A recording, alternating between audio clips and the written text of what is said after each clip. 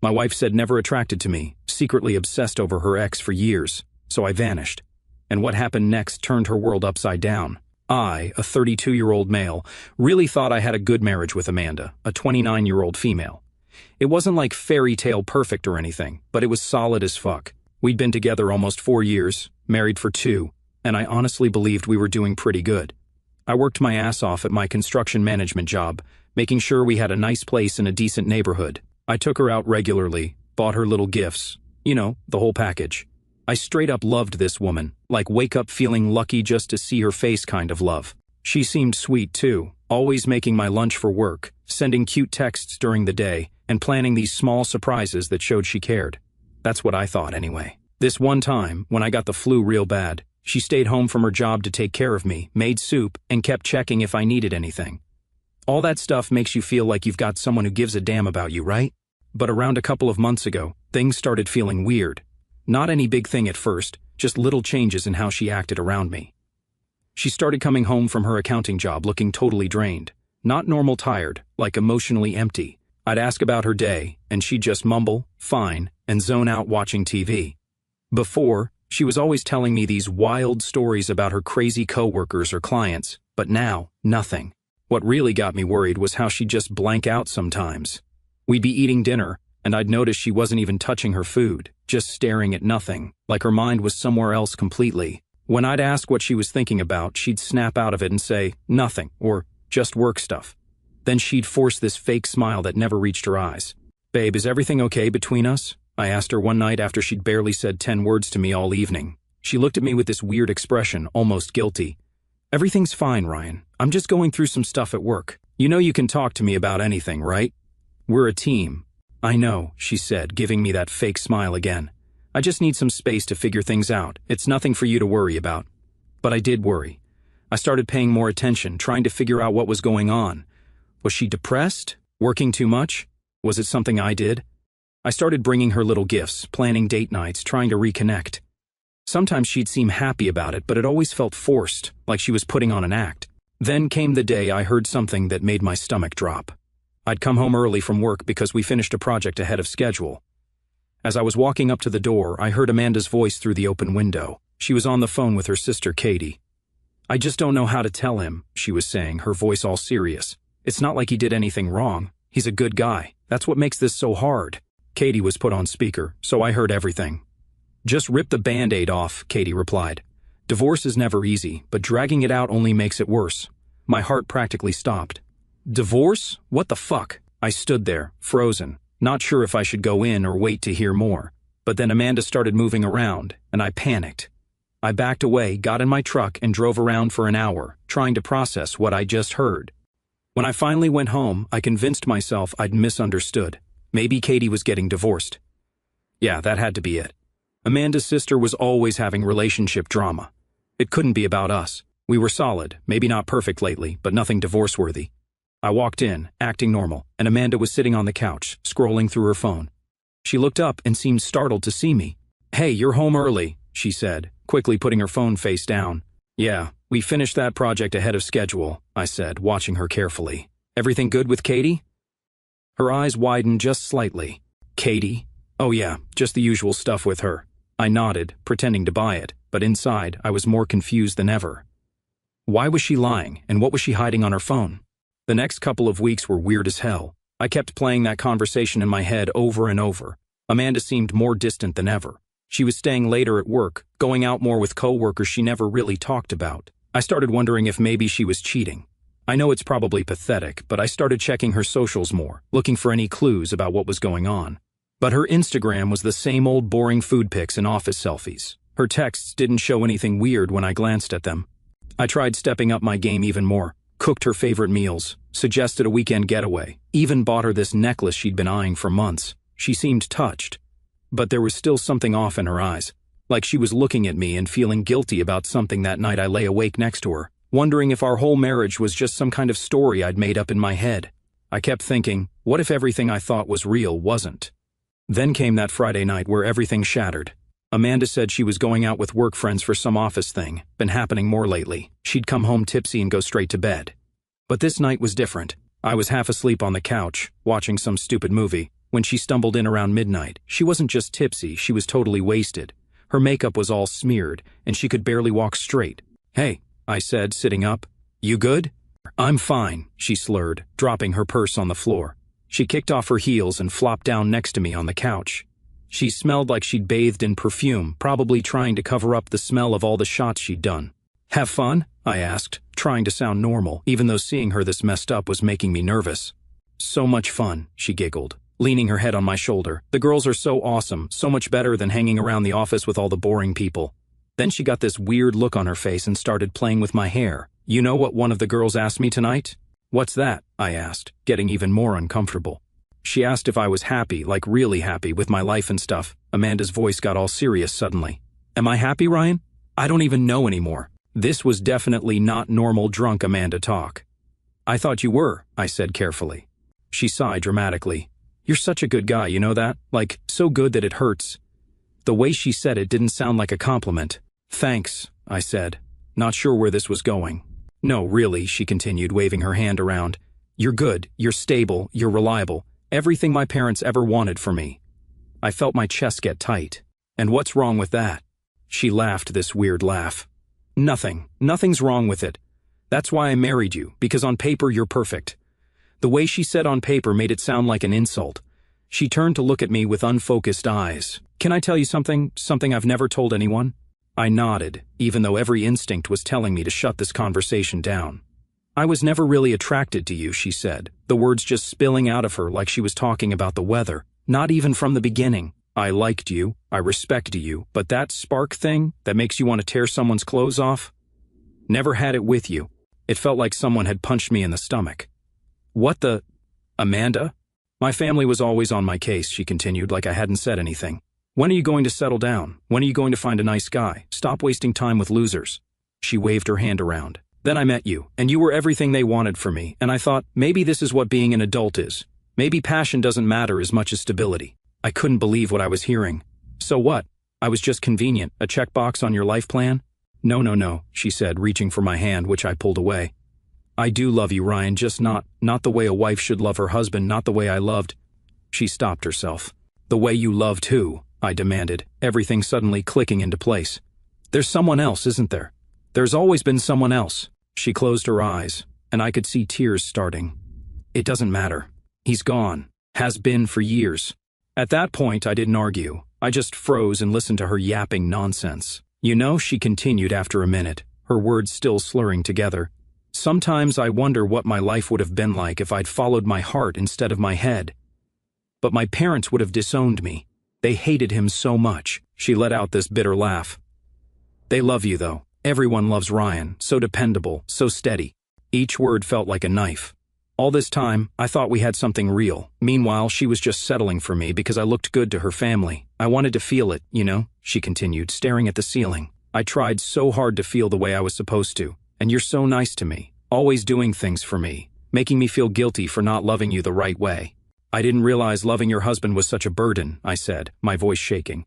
"It's not a burden," she said, her eyes getting heavy. "It's just not what I thought it would be, not what I felt with him." "Who is he?" I asked, even though I wasn't sure I wanted to know. "Doesn't matter," she mumbled, her eyes closing. "Gone now, long gone." She passed out right there on the couch a few minutes later, still in her dress, makeup smeared across her face. I sat there in the dark, feeling like my entire world had just collapsed. Everything I thought I knew about us was a lie. Every kiss, every I love you, every night we spent together. All built on me being just the safe choice, the guy her parents approved of, the backup plan for when her real love didn't work out. I grabbed a blanket and put it over her. Not because I felt any kindness toward her in that moment, but because it was just automatic after 4 years together. Then I went to our bedroom alone and packed an overnight bag. I couldn't stay in that house, not after what I just heard. I checked into a motel a few miles away, didn't even text her to say where I was. Just needed to be away from her and process what the hell had just happened. I lay on that lumpy motel bed, staring at the ceiling, replaying her words over and over. "I was never really attracted to you." I couldn't stop wondering who this guy was, this person she'd apparently been comparing me to for our entire relationship. I had so many questions, but I wasn't sure I could handle the answers. By morning, my phone had about 20 missed calls and texts from Amanda. Typical panicked stuff. Where are you? I'm so sorry. Please come home. I didn't mean what I said. I was drunk and stupid. Please call me back. I finally texted back. Need some time. Don't contact me for a few days. Then I turned off my phone and just sat there in that crappy motel room, trying to figure out what to do next. My entire marriage, my whole future that I thought I had planned out, it was all based on a lie. She'd never wanted me, not really. I was just the safe choice, the guy who looked good on paper. I called in sick to work for the first time in like 3 years. I couldn't face anyone, couldn't pretend everything was normal when my whole life had just blown up. I needed answers, needed to understand how I'd been so blind. The worst part? A small voice in the back of my head kept saying, maybe I'd known all along. Maybe I'd sensed that her feelings weren't as strong as mine, that something was missing, but I'd ignored it because I wanted so badly to believe she loved me the way I loved her. Monday morning, I called in sick to work for the first time in 3 years. I couldn't face anyone, couldn't pretend everything was normal when my whole life had just exploded. I needed answers, needed to understand how I'd been so blind. I remembered that one person who might know the truth, Jen, Amanda's best friend since college. If anyone knew about this mystery guy Amanda was still hung up on, it would be her. I'd always gotten along decent with Jen, not like we were buddies or anything, but she seemed to approve of me and Amanda together. Would she tell me the truth? Only one way to find out. I texted Jen asking if we could meet up for coffee, just said I needed to talk about Amanda. She seemed surprised but agreed. We met at this little cafe downtown, neutral territory. Man, the look on her face when she saw me told me everything. She knew. She knew my marriage was a sham and never said anything. I tried to stay calm though, getting pissed wouldn't get me answers. I didn't beat around the bush, just straight up told her that Amanda had confessed everything when she was wasted. About how she was never attracted to me, how she married me to make her family happy, how there was someone else she really loved. I watched Jen's face the whole time, looking for any reaction that would tell me she was surprised. There wasn't one. This wasn't news to her. Jen tried to soften it at first, saying Amanda did care about me, just maybe not in the way I thought, like that was supposed to make me feel better. But when I pressed her about who this guy was, she got all uncomfortable and said it wasn't her story to tell. That pissed me off. My whole marriage had been a lie, and she was worried about betraying Amanda's confidence. I pushed harder, and Jen finally gave me some basics. Said it was someone from before Amanda met me, someone her parents hated. It ended badly, and Amanda was a mess afterward. Then she met me, and I was stable and kind, and Jen thinks Amanda genuinely wanted it to work. When I asked when exactly Amanda started acting weird, Jen said it was around January. That's when it clicked. January was when Amanda's company merged with another firm, when she'd started having all those after-work events and coming home later. The pieces were starting to fit together. I flat out asked Jen if this guy was back in Amanda's life, if he was working with her now. She didn't want to answer, but her face gave it away. I knew right then that whoever this dude was, he was back, and that's why Amanda had been so distant. I left that coffee shop with my mind racing. If this guy was back, if they were working together, that explained everything. Her distance, her guilt, those mysterious late nights at work. Back at the motel, I tried to come up with a plan. I needed to know everything, all the lies, all the secrets, before I could figure out what to do next. I had to understand exactly what I was dealing with.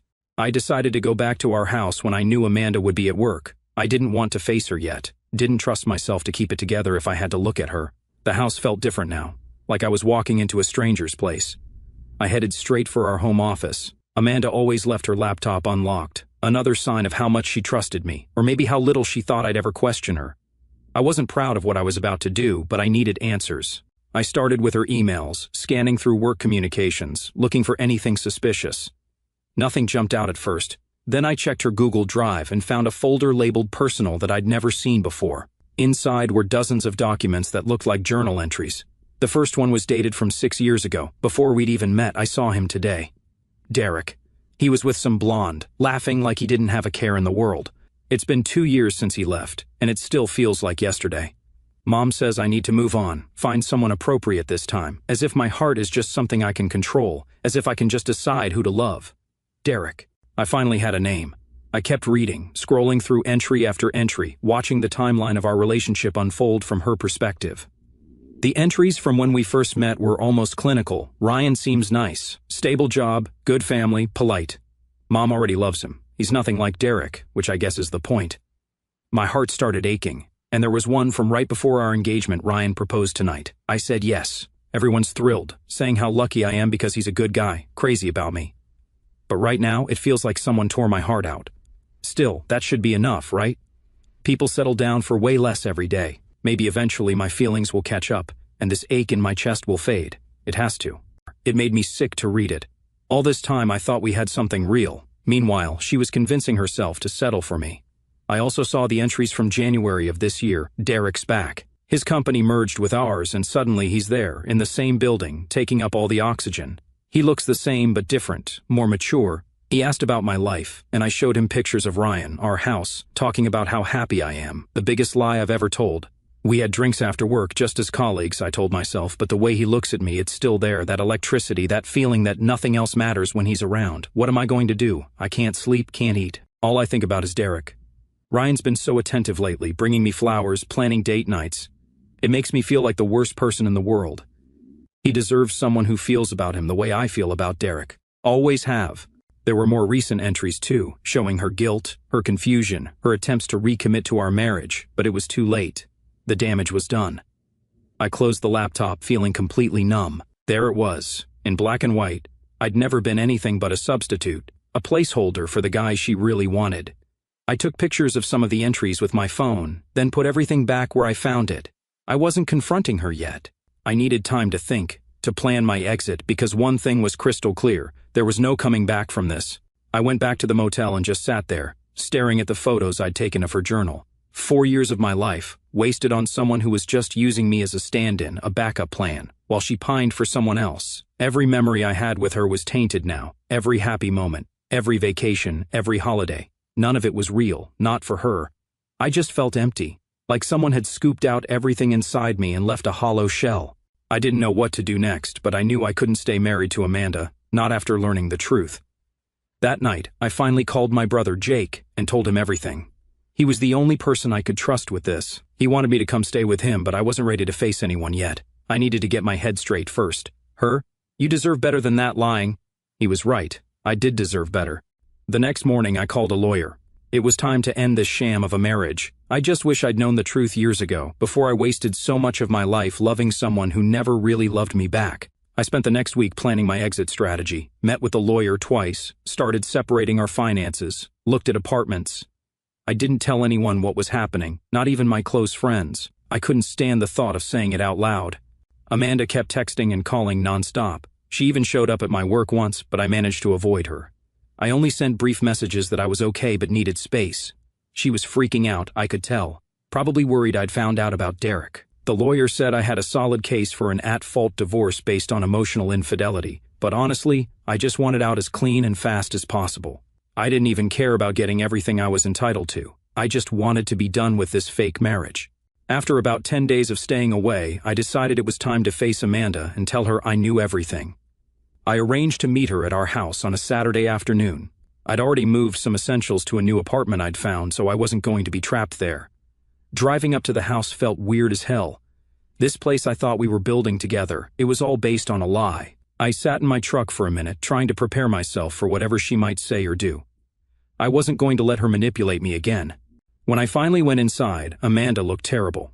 Her hair was a mess, she had dark circles under her eyes, and she was wearing one of my old sweatshirts. Classic move. Wearing my clothes to play on my emotions. She ran toward me like she was going to hug me, but I stepped back. She launched into this whole speech about how sorry she was, how the things she said when she was wasted weren't true, how she'd been stressed about work and took it out on me. She kept saying she loved me, that she'd always loved me, that she couldn't imagine her life without me. I let her talk herself out, just stood there watching her perform, because that's what it was, a performance, one she'd been giving our entire relationship. When she finally stopped, I told her I knew about Derek. The color drained from her face. She tried to play dumb at first, asking, who, like she had no idea what I was talking about. But when I told her I'd read her journal entries and seen the letters, she collapsed onto the couch. For a minute, she just sat there, staring at her hands. Then the excuses started pouring out. Derek was just an old flame. Those journal entries were just a way to process confused feelings. She'd been trying to let go of the past and focus on our marriage. I didn't buy any of it. I told her I'd read everything. I knew she'd been comparing me to him our entire marriage. I knew she'd been pretending when we were intimate, maybe imagining him. I knew she saw me as the safe, boring choice her parents approved of. Then she switched tactics, started saying I'd invaded her privacy, that checking her computer was a violation of trust, like she was the victim here. I almost laughed. The nerve of this woman, cheating emotionally for our entire marriage and somehow trying to make me the bad guy for finding out. I pulled the divorce papers from my bag and set them on the coffee table, told her I was filing for divorce and had already moved most of my stuff out. That's when the waterworks really started. Full-on sobbing, saying I was throwing away everything we'd built together over a stupid mistake. I asked her which mistake she meant, marrying someone she wasn't attracted to, writing love letters to another man while wearing my ring, or lying to me every single day for 4 years. She got real quiet after that. Then came the line that really showed who she was. After everything I've done for you, this is how you repay me? I cooked for you, cleaned for you, supported your career, played the perfect wife at all your work functions. I gave you the best years of my life. That's when I lost it a little. I told her I never asked for a perfect wife. I just wanted someone who actually loved me, who didn't have to pretend when we were together, who wasn't secretly writing love letters to another man while I was busting my ass trying to build a life for us. I suffered through sex with you for 4 years, she yelled, her face getting all red. Do you know what that's like, to let someone touch you when you're not attracted to them at all? I did that for you because I was trying to make it work. And there it was, the truth, finally. She saw being intimate with me as something she suffered through. Every time I thought I couldn't feel more humiliated, she found a new way to twist the knife. I stayed calm somehow, just said, "Thank you for finally being honest. This makes my decision even easier." She backtracked immediately, saying she didn't mean it, she was just angry and hurt, but I was done listening to her lies. I told her to sign the papers or don't. Either way, I was gone. I wasn't going to fight, wasn't going to drag it out. I just wanted to be free of her in this fake marriage. As I was leaving, she grabbed my arm and said something I'll never forget. "He doesn't want me either, you know. Derek. He just wanted the thrill of sneaking around. Once I told him I might leave you for him. He backed off, said he wasn't looking for anything serious." "That's not my problem anymore," I said and walked out the door. I went straight to my new apartment. No fake relationship, no pretending, just a place where I could start to rebuild my life without living a lie. That night, Amanda blew up my phone with texts and calls. She veered between begging me to come back and threatening me with how hard she'd make the divorce if I didn't. I didn't respond to any of it, just silenced my phone and tried to get some sleep in my new place. I wasn't naive enough to think this was over. Amanda wasn't the type to just let me walk away. She'd invested too much in our marriage, not because she loved me, but because it made her look good to others. The perfect husband, the perfect house, the perfect life. All a show she put on for everyone else. 3 days after our confrontation, a delivery guy showed up at my apartment with like 20 bags of takeout from my favorite restaurant. There was a note saying, "I remember what you like. I do pay attention. Please call me." I gave the food to my neighbors and didn't respond. Meanwhile, I was just trying to get my shit together. I went back to work and had to deal with all the awkward questions about why I suddenly moved out. I gave vague answers about growing apart because I didn't want to get into the humiliating truth. But about 2 weeks after I left, Amanda showed up at my apartment unannounced, just knocked on the door on a Sunday morning while I was still in my pajamas. She looked different. She'd cut her hair short and was dressed up like she was going to church or something, totally not her usual style. I almost didn't let her in, but my neighbors were in the hallway and I didn't want to make a scene. Big mistake. As soon as the door closed behind her, she started crying, saying she'd made the biggest mistake of her life and she'd do anything to fix it. When I didn't immediately fold, she switched tactics and started listing all the practical reasons we should stay together, the house we'd lose, the financial hit we'd take, what our families would think, how dating again in our 30s would suck. Not once did she mention actually loving me, just all these external reasons that had nothing to do with genuine feelings.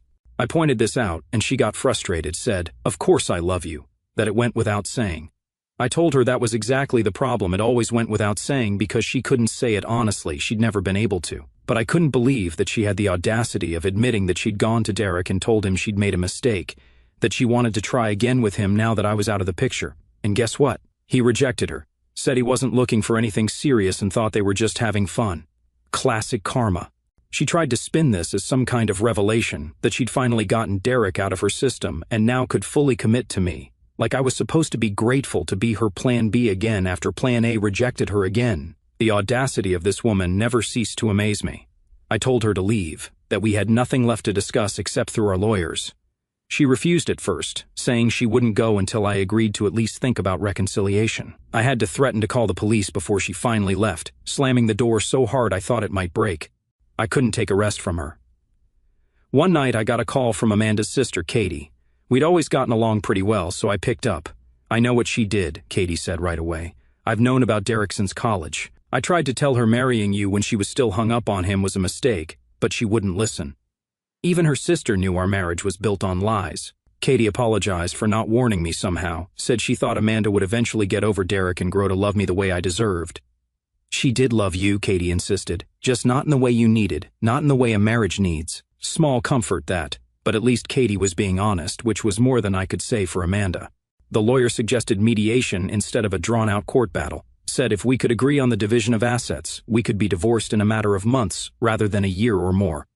I agreed immediately. I didn't even care about getting my fair share anymore. The house, the furniture, most of our savings.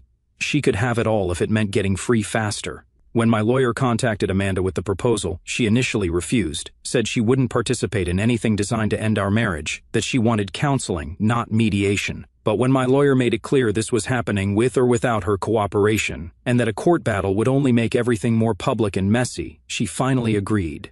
It's been 6 months since everything fell apart. The divorce was finalized last week. I let her keep the house, split savings 60-40 her way. My lawyer thought I was an idiot, but I just wanted out. Signing those papers felt surreal. 4 years of my life ended with a few signatures.